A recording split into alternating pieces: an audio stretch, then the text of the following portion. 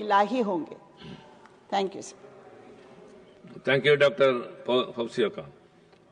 Next is Honorable Member Dr. Parmar Salamsing. Thank you, Honorable Vice Chairman, sir. Today we debate the Sustainable Harnessing and Advancement of Nuclear Energy for Transforming India Bill 2025. And I tell this august House that this is not just an energy bill.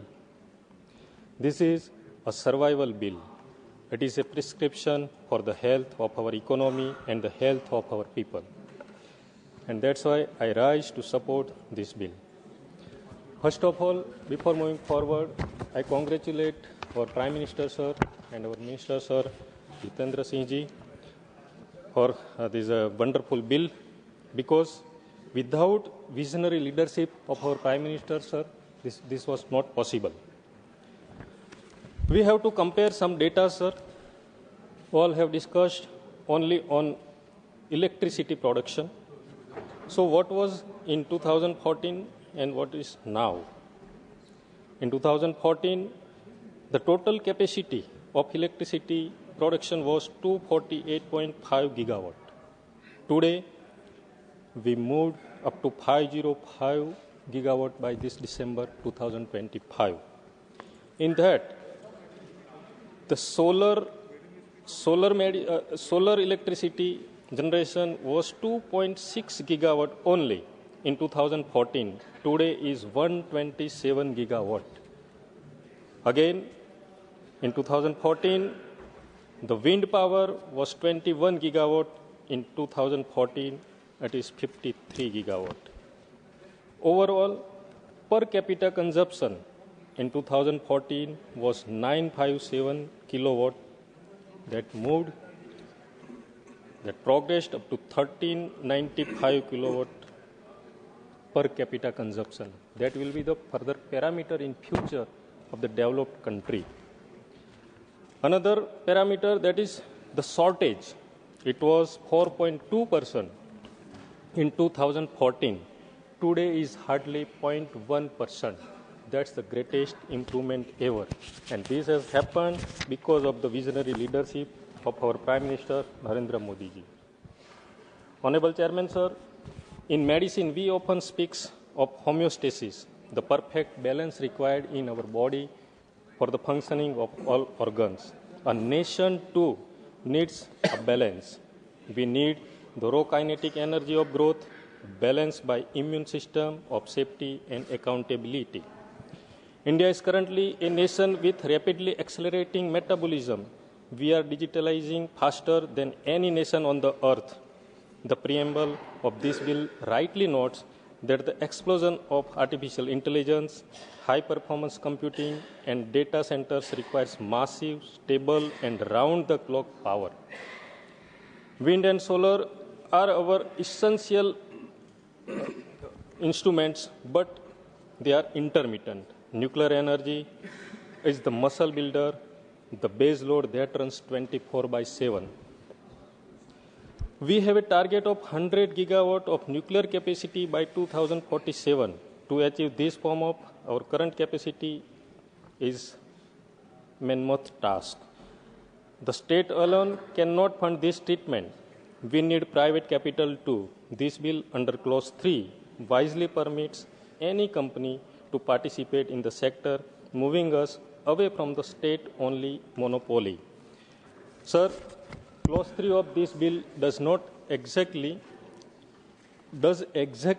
that it invites the private sector to build the body while the government jealously guards the soul, the fuel cycle. Sir, but does this mean we are reckless? No. The bill creates a robust safety authorization regime. It elevates the Atomic Energy Regulatory Board to a statutory body. As a doctor, I would never prescribe a powerful drug without monitoring a patient. Similarly, this bill prescribes powerful energy, but with the strictest regulatory monitoring mechanism our laws have ever seen. Sir, I listened carefully to my friends in the opposition. I heard the words like monopoly, the capped liability. Honorable members, let us look at the pathology of these arguments. The opposition argues that capping liability under clause 13 and the second schedule puts people at risk. I say to you, unlimited liability is a myth. It is a legal fiction that ensures no liability is ever paid because no project ever gets built. By clearly defining the operator's liability and mandating insurance under clause 15, we are ensuring that if, God forbid, an incident occurs, there is actually bankable money on the table for compensation. We are making the system solvent. We are replacing theoretical protection with the practical financial security. On monopoly, your fear private monopoly. This bill breaks the biggest monopoly of all, the state monopoly. It invites competition. It invites innovation. Look at the South Korea. Look at the France. Their citizens enjoy cheaper power and cleaner air because they embrace this model. Energy poverty is the worst disease the nation can suffer. It kills industries, kills jobs, and it kills hope. This bill is the cure. Sir, Honorable Chairman, sir, let me take off my politician's hat and put on my white coat. Many of this house hear nuclear and think only bombs and boilers. You are missing the miracle. Today morning also we had discussed such thing. A nuclear reactor is not just a power plant, it is a factory of isotopes. The fission process creates many byproducts that is called radioisotopes. That are the most sophisticated tools in the modern medicine. The preamble of this bill explicitly states the purpose includes application in healthcare, food, water, and agriculture too. In agriculture, we lost 40% of our produce to rot. Using gamma radiation, we can sterilize food, extending the shelf life of onions, potatoes, and grains without using carcinogenic pesticides. This is preventive medicine of our nation's food security. In water, the waste heat from these reactors can drive massive desalination plants, turning seawater into potable water too. But the most emotional argument for this bill is the oncology wards of our hospitals. Cancer, Honorable Chairman, sir, is an epidemic. As a doctor, I have looked into the eyes of the patient who needs scans or therapies that are simply too expensive or unavailable because the isotopes have to be imported from outside. Diagnostic power, we can discuss technetium-99M. This is the workhorse of our medical imaging. It detects cancer spread in bones, it checks heart function, it has short half-life. We cannot import it easily. We must make it over here. By allowing private research reactors under clause 9 and clause 3, we can have domestic production lines for molybdenum-99, the parent of this isotope. We have therapeutic power, and we are moving towards theranostics, or we can say theragnostics, therapy plus diagnostics. Iodine-131, lutetium-177, yttrium-90, these are the examples of these isotopes. These are not just chemicals, they are radioactive keys that log onto the cancer cells and destroy them from inside, sparing healthy tissues. This is the targeted alpha therapy.